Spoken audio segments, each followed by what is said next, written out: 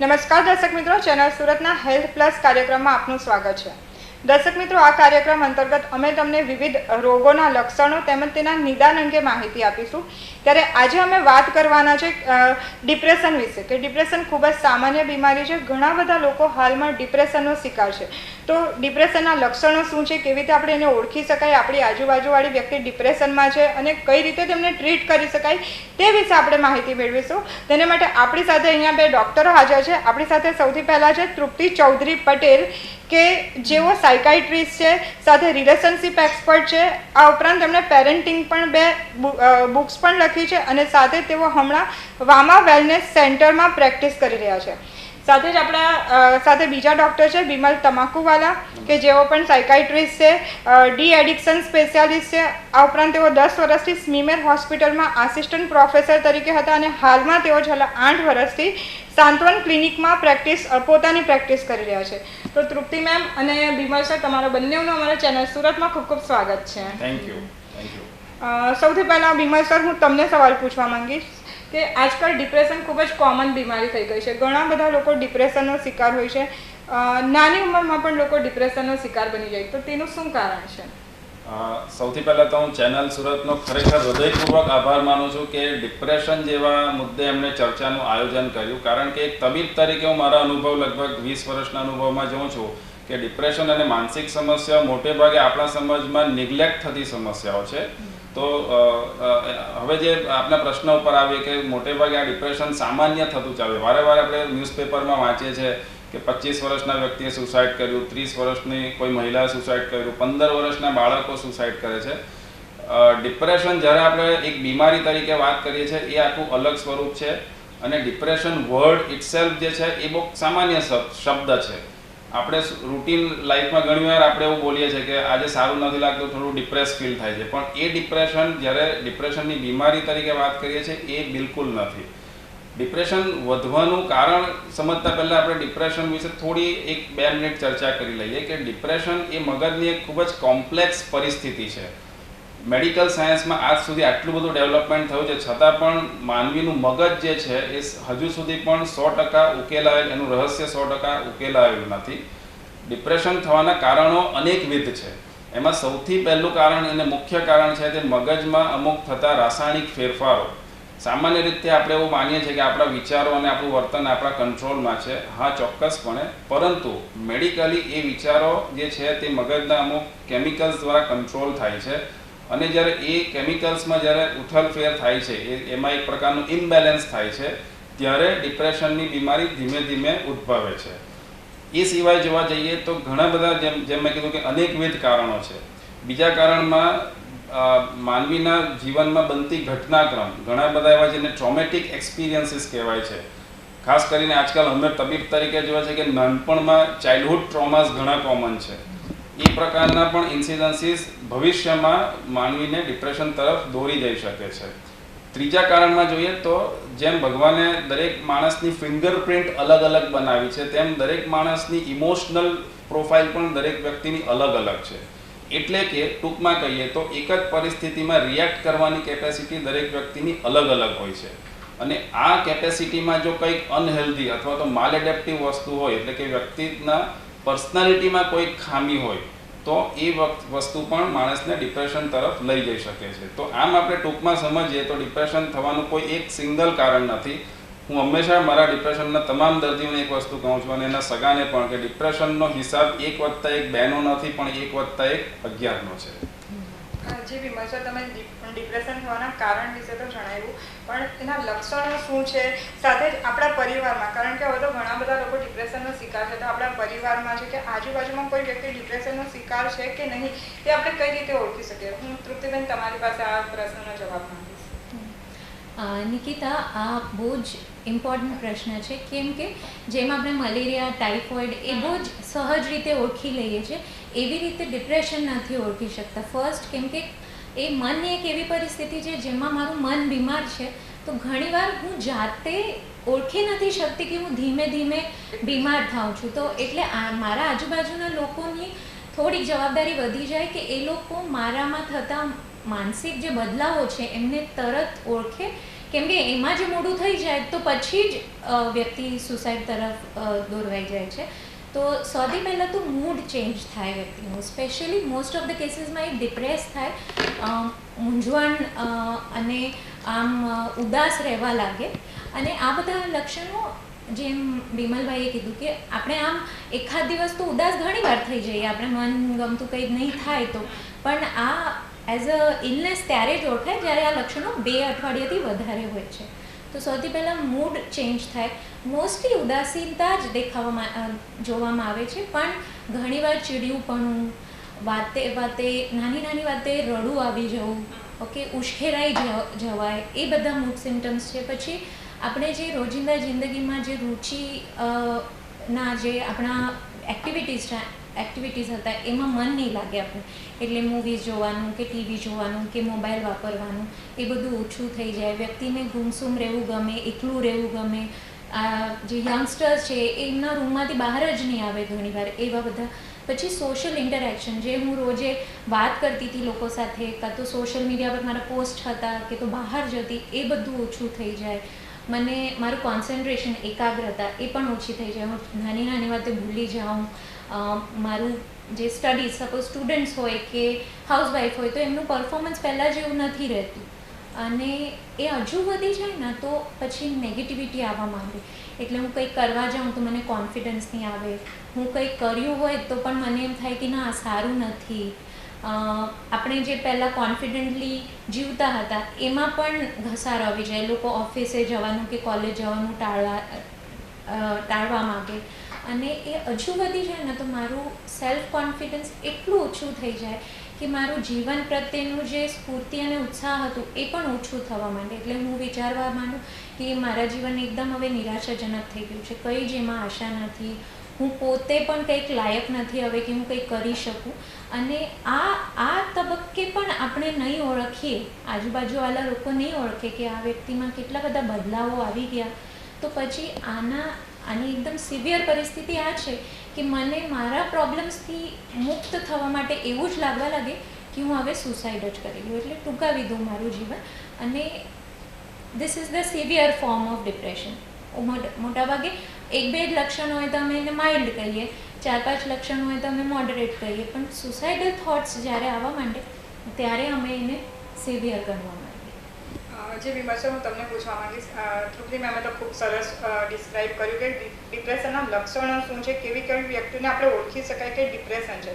પણ ઘણીવાર જ્યારે આપણા ફેમિલી મેમ્બર્સમાં કે ફ્રેન્ડ સર્કલમાં પણ કોઈને ડિપ્રેશન હોય ને, કોઈને પ્રેશર હોય છે, ડાયાબિટીસ હોય છે કે અન્ય કોઈ રોગ હોય છે તો ડિટેક્ટ થઈ જાય છે, પણ ડિપ્રેશન ઓળખવું ખૂબ ડિફિકલ્ટ છે. તો આજુબાજુની વ્યક્તિ કઈ રીતે ડિપ્રેશન, કે ભાઈ મારી આજુબાજુની વ્યક્તિ ડિપ્રેશનમાં છે અને એને બહાર લાવવા માટે એ લોકો કઈ રીતના પ્રયાસ કરી શકે? બિલકુલ સાચી વાત છે. જેમ આપણે કીધું કે ડિપ્રેશન અને માનસિક સમસ્યાઓ એ કોમ્પ્લેક્સ પરિસ્થિતિ છે, અને જેમ કોઈ પણ શારીરિક બીમારીમાં આપણે તપાસ થતી હોય છે, અને એ તપાસમાં ઓછે વત્તે અંશે એનો રિપોર્ટ આપણને મળતો હોય છે કે ભાઈ લોહીની તપાસ થઈ, એક્સરે થયો, સોનોગ્રાફી થયું, વગેરે વગેરે, CT scan, MRI.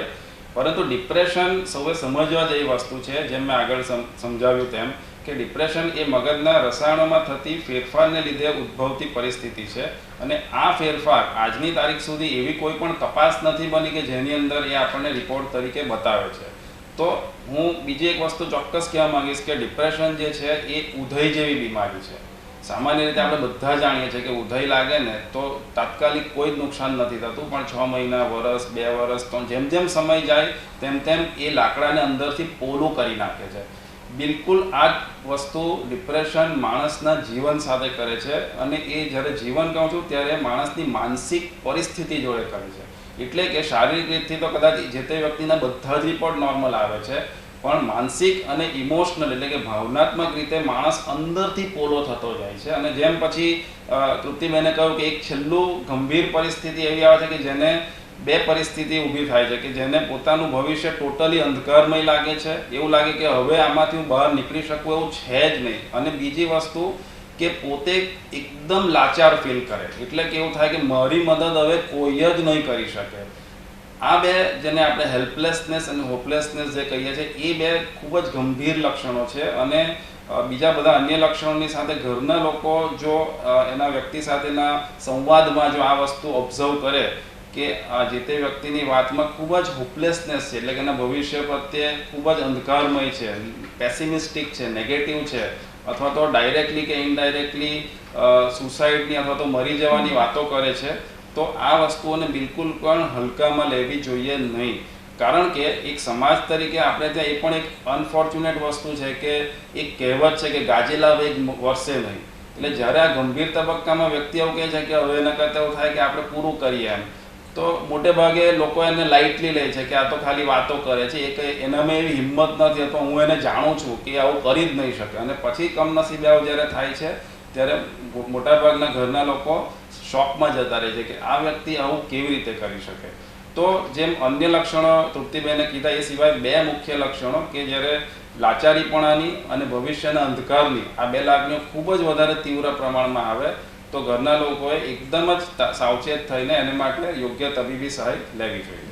Vimal sir, હું તમને જ પૂછવા માંગીશ, તમે કહી રહ્યા છો કે યોગ્ય તબીબી સહાય લેવી જોઈએ, પણ એના ફેમિલી મેમ્બર્સ એવા કોઈ પ્રયત્ન કરવો જોઈએ કે આપણે સાયકાઇટ્રિસ્ટને તે વખતે મળી શકવું જોઈએ કે ફેમિલી મેમ્બર્સ પણ એવા કોઈ પ્રયત્ન કરી શકે કે એ જે પણ ડિપ્રેશનનો શિકાર વ્યક્તિ તે એમાંથી બહાર આવે? ફેમિલી મેમ્બર્સે સૌથી પહેલી વસ્તુ કરવાની વસ્તુ એ છે કે અનનેસેસરી એડવાઇઝીસ અને ઇન્સ્ટ્રક્શન નહીં આપવી જોઈએ. કારણ કે મોટે ભાગે એવું જોવા મળે છે અમારા અનુભવમાં એક તબીબ તરીકેના કે જ્યારે આ ફેઝમાંથી માણસ પાસ થતો હોય છે તો ઘરના લોકો તું હિંમત રાખ, આપણે એમાંથી તું મારી સાથે પણ આવું થયું હતું, મારી સાથે તો આના કરતાં વર્ષી, એટલે લોકો જાણતા જાણતામાં પોતાને દર્દીની સાથે કંઈક ને કંઈક ભૂતકાળના અનુભવની સરખામણી ચાલુ કરે છે. મને એક તબીબ તરીકે મારું એવું કહેવું છે કે આવું કરવું દર્દી સાથે એકચ્યુઅલી અન્યાય છે.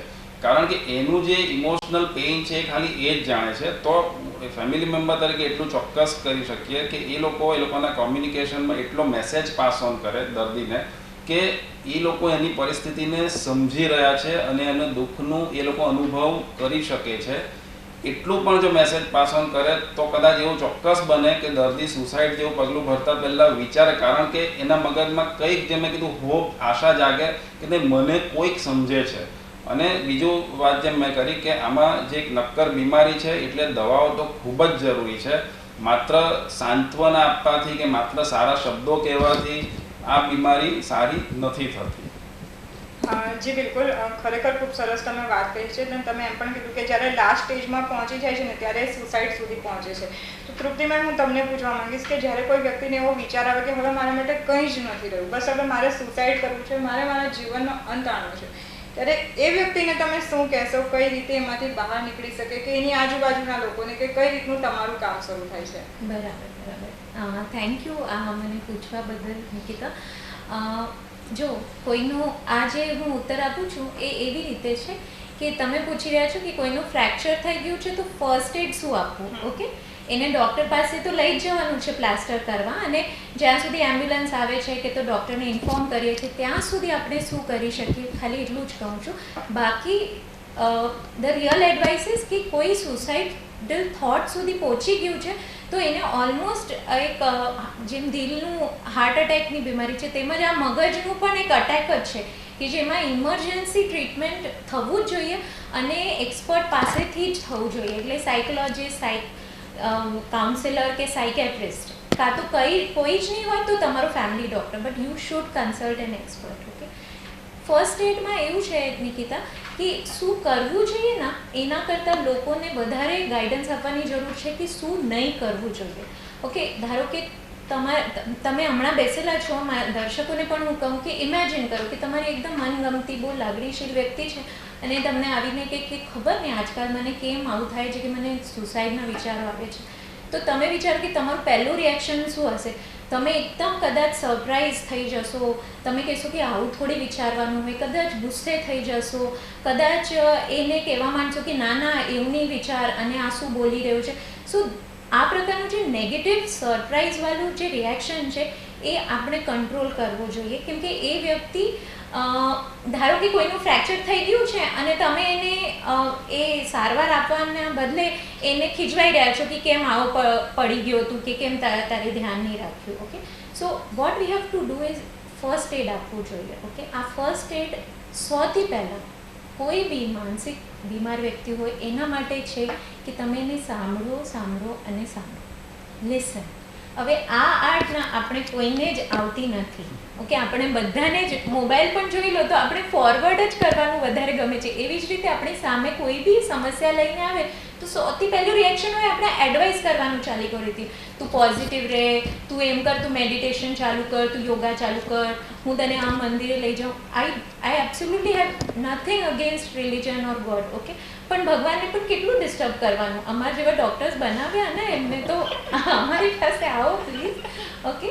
સો સૌથી પહેલું સાંભળવું, એ પણ એક કલા છે, ઓકે. એમાં તમે વ્યક્તિને આવું કહો કે આવું થઈ શકે, ઓકે, ઇટ્સ ઓકે, આવા તને થોટ્સ આવે છે અને આપણે એના માટે જરૂરથી મદદ લઈએ, પણ તને કેવું ફીલ થાય છે એ પૂછો, કે શું વિચાર આવે છે એ પૂછો. અને એ જ્યારે કહે તો એને આઈ કોન્ટેક્ટ સાથે એની તરફ તમારું બધું કામ, યુઝ્યુઅલી હું લોકોને કહું પ્લીઝ મોબાઈલ મૂકો જ્યારે તમે કોઈને સાંભળતા હો તો, અને એની પ્રોબ્લેમ સાંભળો. એ રડવા માંડે તો એકદમ આમ નહીં કહો રે ચૂપ ચૂપ રડ નહીં, એ બધું બહાર આવવા દો. એની જે પ્રોબ્લેમ હશે, એની જે લાગણીઓ હશે, નેગેટિવિટી હશે, એ કદાચ ખાસી એવી વાતો પણ કહેવા માટે પછી એ થઈ જાય કે જે એને કોઈને ના કીધી હોય, okay. So first is listen. Second is કે ક્યારે બી આવા વ્યક્તિના આજુબાજુ કોઈ બી આવી સુસાઇડલ મેથડ હોય તો એને આપણે દૂર કરવી જોઈએ અને એને એકલું નહીં છોડવું જોઈએ, okay.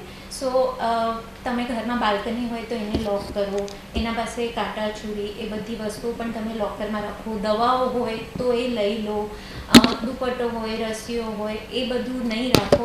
So this is also first aid, okay. કેમ કે બહુ નાનું ઇમ્પલ્સ હોય ક્યારેક ક્યારેક કે બસ 5-10 મિનિટમાં જ ખેલ પતી જાય, તો આપણને બહુ જ કેરફુલ રહેવાનું છે અહીંયા. કાયમ એને જેમ વિમલભાઈ કીધું કે સાંત્વન આપો કે આપણે તમને આમાંથી બહાર કાઢીએ, કેમ કે એ વ્યક્તિ એટલો બધો નિરાશ થઈ ગયેલો હોય કે એને એમ લાગે કે મને કોઈ જ મદદ નથી કરી શકતો, ત્યારે એને એમ જ કહેવાનું છે કે આઈ એમ ધેર ફોર યુ, હું તમારી સાથે છું અને અમે જોશું કે તને આ પ્રોબ્લેમમાંથી અમે કાઢીશું બહાર અને આપણે એક્સપર્ટની સલાહ લઈશું. ક્યારે બી તમે તમારા મિત્ર હોય એ વ્યક્તિ તો કાયમ એમ છો કે તમને જો નહીં સમજાય, કેમ કે ઘણીવાર આપણે એટલા બધા like we get so disturb કે મારી બહેનને આવું થાય છે કે મારા ફ્રેન્ડને આવું થાય છે, તો ઘણીવાર આપણે નહીં સમજાતું શું કરવાનું અને આવા વખતે આપણાથી ગલત સલાહ અપાઈ જઈ શકે. અમે ઘણા બધા અમારા કમ્પ્લીટ સુસાઇડ્સમાં એવું જોયું છે કે ફ્રેન્ડ્સને પણ એવું ક્યારેક લાગે હા તને તો એ જ રાસ્તો હવે છે, કે તો ફ્રેન્ડ્સ કે ચાલ દારૂ પીવા ચાલ ને ચાલ સિગરેટ પી લે. These are very wrong એડવાઇસીસ.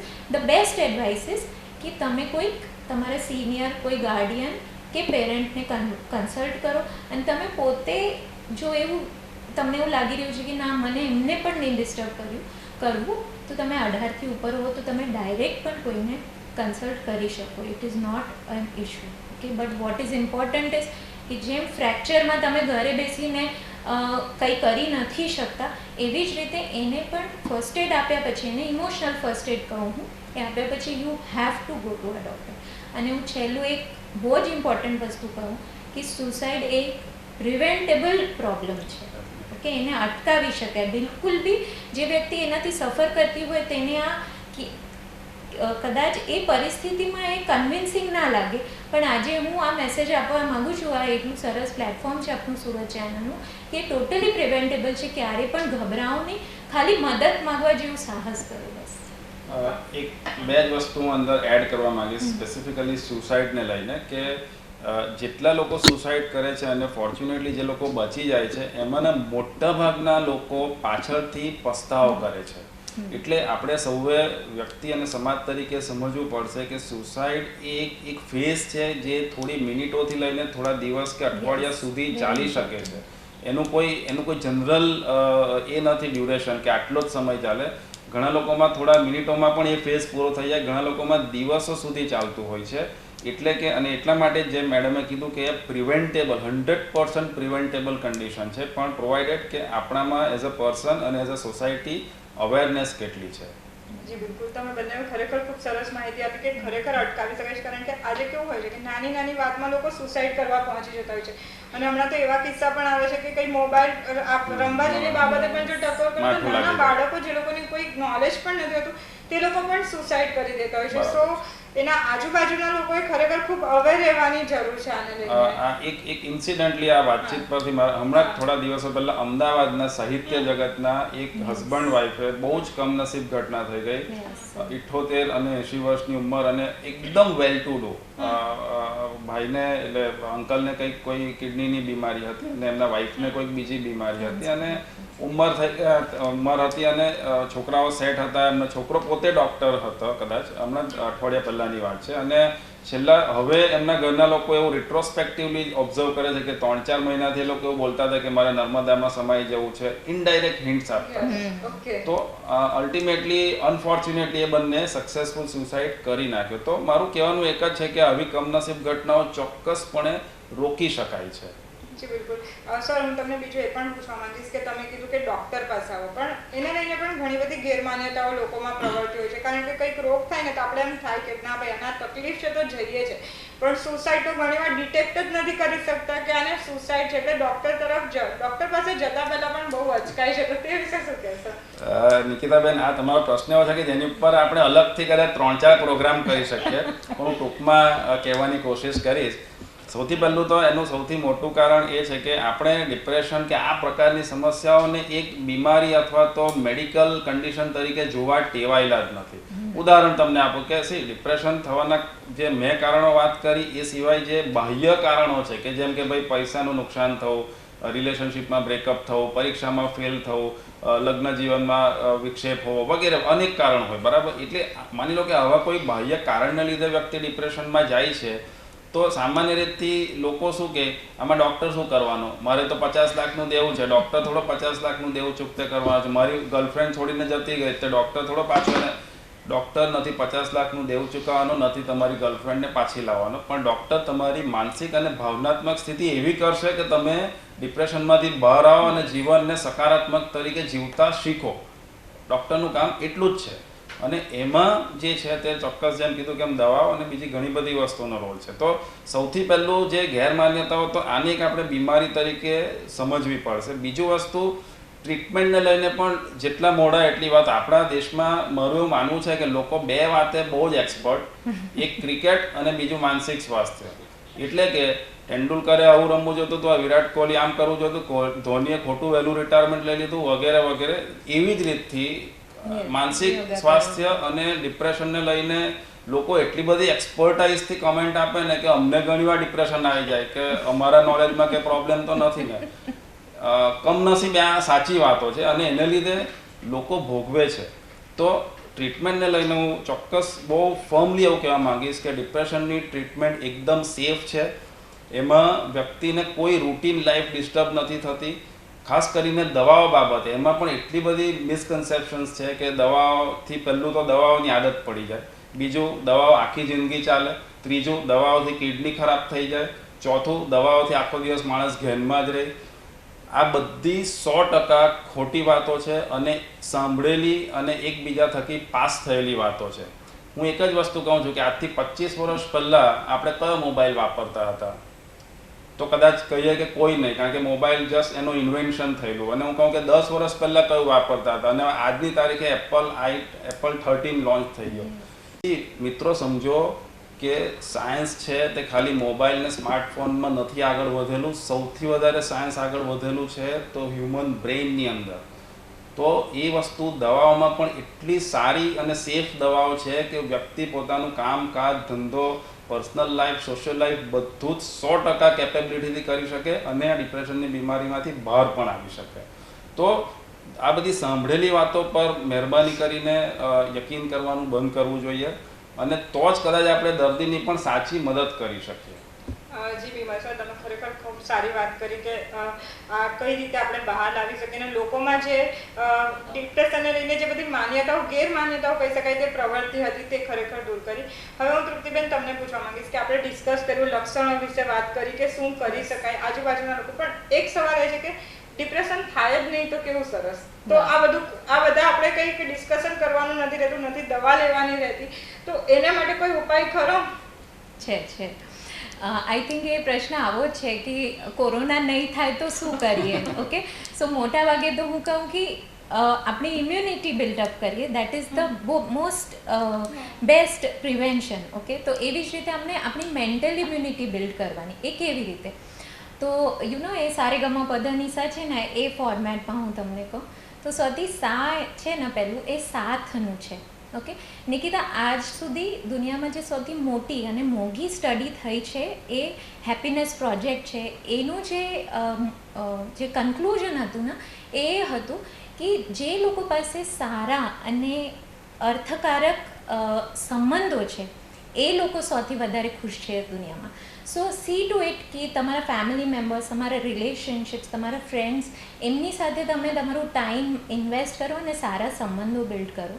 એટલે તમારું રહેન સહેન સારું રાખો, ટાઈમ પર જમો, ટાઈમ પર ઊંઘો. એટલે ગતિશીલ રહો. ઓકે, મન છે એ તનમાં રહે, અને તન જો સ્વસ્થ રહેશે તો મન પણ સ્વસ્થ રહેશે. અને એના માટે એમ કહેવાય કે તમે અઠવાડિયામાં 3 વાર 20 મિનિટ પણ એક્સરસાઇઝ કરો ને, તો પણ તમારું જે જીવન છે એ 3 વર્ષથી વધી જાય.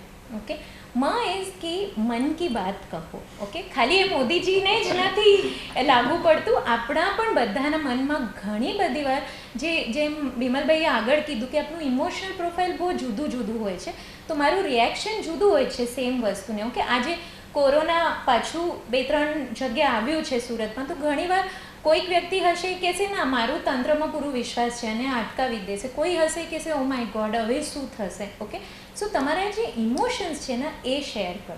ઓકે, ઇઝ પ્રોબ્લેમ સોલ્વ કરો. ઓકે, દેવું છે, ગર્લફ્રેન્ડ નથી તો ગોતો, દેવું છે તો કેવી રીતે એમાંથી બહાર આવવું એ શોધો. ઓકે, પ્રોબ્લેમ્સને ઘણીવાર આપણે બહુ લાંબુ ચાલવા દઈએ છીએ, અને એના લીધે પણ તમારી જે મેન્ટલ ઇમ્યુનિટી છે એને લડતા લડતા લડતા લડતા ઓછી થઈ જાય છે. છે એ ધ્યાન માટે છે. આઈ થિંક દુનિયામાં મેડિટેશન એ એકમાત્ર એવું બહુ જ સરસ એક વેપન છે કે જેનાથી તમારું મેન્ટલ ઇમ્યુનિટી બિલ્ડ થાય. હું એમ કહું કે શરીર માટે જેવી ઊંઘ જરૂરી છે તેવું મન માટે ધ્યાન જરૂરી છે. એ બહુ જ ઇઝી છે શીખવું, તમે યુટ્યુબ પરથી શીખી લો. એ સૌથી ઇમ્પોર્ટન્ટ છે નિયંત્રણ. ઓકે, આપણે બધું જ સાથી લઈને સુધી કરીએ, પણ આખો દિવસ મોબાઈલમાં રહીએ, કાં તો આપણે શરાબ કે કોઈ બીજા પોર્નોગ્રાફીના એડિક્શનમાં ટેવાઈ જઈએ, તો પછી આ બધું તમારું નકામું થઈ જાય. એટલે નિયંત્રણ કરવું બહુ જ જરૂરી છે. ઘણીવાર ડિપ્રેશનનું એકમાત્ર લક્ષણ આ હોય છે કે તમે કોઈક એડિક્શનમાં ફસાઈ ગયા છો. ઓકે, હું આઈ થિંક આગળ એ કહેવા ભૂલી ગઈ, પણ આજકાલ ઘણીવાર હું પેરેન્ટ્સને કહું કે તમારા બચ્ચામાં કે તમારા પોતામાં તમને કોઈ એડિક્શન દેખાઈ રહ્યું હોય અને તમને પૂરું પ્રયત્ન કરીને પણ એમાંથી બહાર ના નીકળી શકતા હોય, તો જરૂરથી સાયકેટ્રિક એક્સપર્ટને કન્સલ્ટ કરો. કદાચ તમે ડિપ્રેશનના ભોગી હશો. અને સૌથી છેલ્લું પાછું એ છે સાહસ. ઓકે, આપણે આ વાત બધી જ ઝીરો થઈ જાય જો તમને બધું સમજાતું હોય, પણ આ માનસિક બીમારી માટે જે લાંછન કે શરમ આપણા મનમાં છે એ આપણે ઓવરકમ ના કરી શકીએ અને ડૉક્ટર પાસે પહોંચી જ ના શકીએ, તો અમારી આ બધી વાતો નું કંઈ જ મતલબ નથી રહેતું. ઓકે, આપણા સમાજમાં આપણે માનસિક બીમારીને બહુ જ ઓછું લેખતા હોઈએ, એની જરૂર નથી. કેમ કે આજે બીજી બીમારીઓ જેવી જ અમે માનસિક બીમારીઓ સારી કરવી છે, એનાથી શરમાવાની જરૂર નથી, એને છુપાવવાની જરૂર નથી. સ્પેશિયલી જ્યારે તમે લગ્ન કરતા હો ત્યારે તો અમારા ઘણા બધા પેશન્ટો છુપાવે છે. તો આવો સમાજ જો આપણે ઊભું કરી રહ્યા છે કે જેની આજે દરેક ત્રીજા વ્યક્તિને કોઈક ના કોઈક માનસિક બીમારી થવાની છે, સ્પેશિયલી કોરોના પછી. તો આવા સમાજ કે જેમાં આપણે બધું છુપાઈ રહ્યા છે એ ક્યાં જવાનું, કઈ દિશામાં જઈ રહ્યા છે આપણે. આઈ એમ નોટ સરપ્રાઇઝ કે આગળના ભવિષ્યમાં જો આવું જ ચાલશે તો ડિપ્રેશન અને સુસાઇડ આના લીધે ઘણી બધી બીજી વિકૃતિઓ પણ આપણા સમાજમાં આવવા માંડશે, અને કદાચ એની શરૂઆત કશેક ને કશેક થાય છે. એટલે જ આ એક નાનું પ્રયત્ન અમે જે સુરત ચેનલ થકી કરવા મળ્યું છે, એના માટે I am really honoured and touch. હવે હું બીમલ સર તમને લાસ્ટમાં, આપણે ઘણા બધા સવાલો છે, મને એવું લાગે છે ઘણી બધી આપણે આની પર વાતો કરી શકીએ, પણ આપણી પાસે સમયનો અભાવ છે. એટલે તમને બંનેના લાસ્ટમાં હું તમને રિક્વેસ્ટ કરીશ બીમલ સર કે લોકોને શું મેસેજ આપશો? મારી તરફથી નિકિતાબેન અને દર્શક મિત્રો હું ટૂંકું અને ટચ એટલું જ કહેવા માંગીશ કે ડિપ્રેશન અને એ પ્રકારની કોઈ પણ માનસિક તકલીફોને આપણે બીમારી અથવા તો એક મેડિકલ પોઈન્ટ ઓફ વ્યૂથી સમજવાની જરૂર છે. હું બીજી થોડુંક એક એક્સટેન્શન આપીશ કે આજકાલ લોકોને દરેક મા બાપને એવું છે કે મારો છોકરો ડૉક્ટર બને. નીટ પરીક્ષા માટે અત્યારે એવું છે કે કદાચ દર વર્ષે 15-20 લાખ વિદ્યાર્થીઓ નીટની પરીક્ષા આપે છે અને એ બધા ભવિષ્યના તબીબો થવાના છે. પણ જો આપણે સમાજમાં જો એક જે અભિગમની વાત કરીએ, આપણે જે એપ્રોચની વાત કરીએ, એ જો મેડિકલ એપ્રોચ નહીં હશે તો મને લાગે જેમ તૃપ્તિબેને કીધું કે કોઈ વસ્તુનો કોઈ મિનિંગ નથી. તો હું એટલું જ કહેવા માંગીશ કે ડિપ્રેશનને ખાસ કરીને ઇન પર્ટિક્યુલર એક બીમારી તરીકે સમજો અને સમયસર એને માટે યોગ્ય તબીબી સારવાર લો અને સારવારમાં દવાઓનો ખૂબ જ મુખ્ય ફાળો છે. એ વસ્તુ ધ્યાનમાં રાખો. તૃપ્તિબેન, તમે શું મેસેજ આપશો? આઈ થિંક હું 2 લીટી કહીશ कि तकलीफ हो कोई तो शांत न होना, तकलीफ हो कोई तो शांत न होना, मदद मांग लेना पर सुशांत न होना. મને એવું લાગે છે કે આજની જનરેશનમાં વધતી પ્રોબ્લેમ્સમાં તમે તમારા મનની વાત ઘણીવાર સોશિયલ મીડિયા પર જ કરો છો અને એના ઉપર તમે બહુ જ સરસ બતાવવા માગો છો તમારું જીવન, તમારું ઇમોશનલ પ્રોફાઇલ. તો મને એવું લાગે છે આ જે ડુપ્લિકેસી છે કે હું છું કંઈ પણ હું સોશિયલ મીડિયા પર કંઈ જુદું બતાવું છું, આનાથી આપણે બચવા માંગીએ અને જે છે એવું જ આપણે પોસ્ટ કરીએ. મને એવું લાગે છે કે ભવિષ્યમાં આપણે સોશિયલ મીડિયાને પણ એક પ્લેટફોર્મ તરીકે વાપરવા માંગીએ કે જ્યાં આપણે પોસ્ટ કરી શકીએ કે આઈ એમ હેવિંગ સુસાઇડલ થોટ્સ અને તમારા મિત્રો છે જે પણ ઓનલાઈન છે એ બધા તમારા મદદ માટે દોડી આવે. So let's become that society, that community કે જે એકબીજાની મદદ કરે અને એકબીજાને શારીરિક રૂપે જ નહીં માનસિક રૂપે પણ હેલ્ધી રાખે. So thank you very much. Thank you. Trupti ma'am, thank you very much કે તમે તમારો આટલો કિંમતી સમય આપ્યો. સો ફ્રેન્ડ્સ, આ હતા બિમલ સર અને તૃપ્તિ મેમ કે જેમણે સુસાઇડ વિશે ડિપ્રેશન વિશે ખૂબ સરસ માહિતી આપી કે ડિપ્રેશનમાં હોય તે વ્યક્તિને આપણે કઈ રીતે ઓળખી શકાય, કઈ રીતે તેને બહાર લાવી શકાય અને ખાસ વાત એ છે કે એની આજુબાજુની વ્યક્તિએ ખૂબ કેરફુલ રહેવાની જરૂર છે. તે લોકો એ લોકોને સહયોગ આપશે તો એ વ્યક્તિ ઝડપથી બહાર નીકળી શકશે અને ડિપ્રેશન પણ અન્ય બીમારી જેવી જ છે, તેથી એની પણ યોગ્ય સમયે સારવાર ખૂબ જ જરૂરી છે. તો આપણા કાર્યક્રમમાં આટલું જ. ફરીથી મળીશું અન્ય કાર્યક્રમ સાથે. ત્યાં સુધી મને રજા આપશો. નમસ્કાર.